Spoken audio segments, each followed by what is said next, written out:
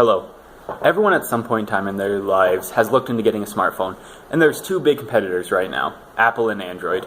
These two cell phone giants have been competing for years, and I can finally say that Android does produce better cell phones.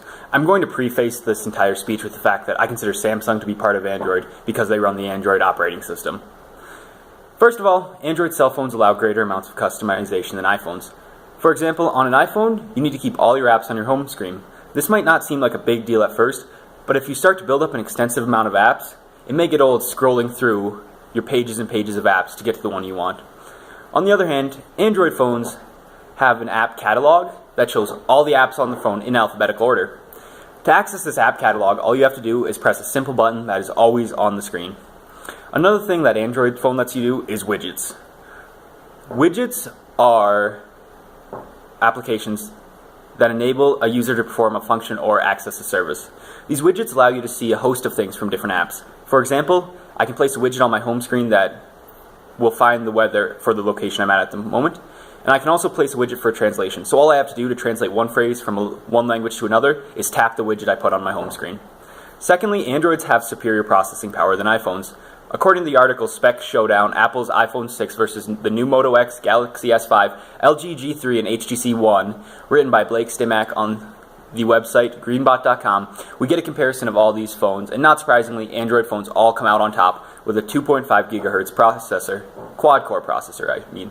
This means that the phones can essentially run 4 things at once without losing any performance, while an iPhone only has a 64-bit coprocessor, so it can run 2 tasks at once without getting run down.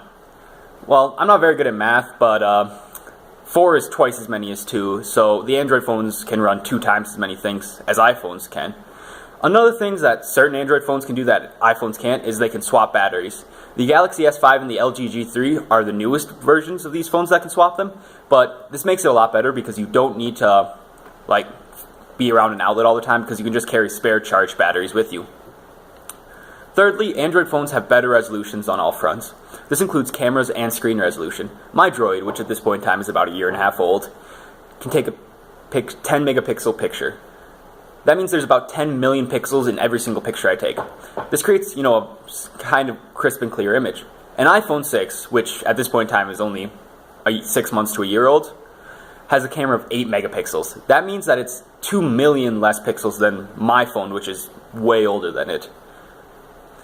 And so these photos on iPhones won't be as crisp and clear as mine. Also, the screen resolution on Androids is much better than that on iPhones. According to the article Spec Showdown, Apple's iPhone 6 versus the new Moto X, Galaxy S5, and LG G3, and HTC One, written by Blake Stimac, the Moto X has 423 pixels per inch, and this is the Android with the smallest amount of pixels per inch. An iPhone 6 only has 326 pixels per inch. This means that the screen on an iPhone is less crisp and clear than the screen on an Android phone. In conclusion, Android phones are superior on all fronts. When you buy an iPhone, you're paying for a fancy Apple logo, but when you buy an Android, you're actually paying for a superior phone. Next time you look into a phone that's actually good. Look into an Android.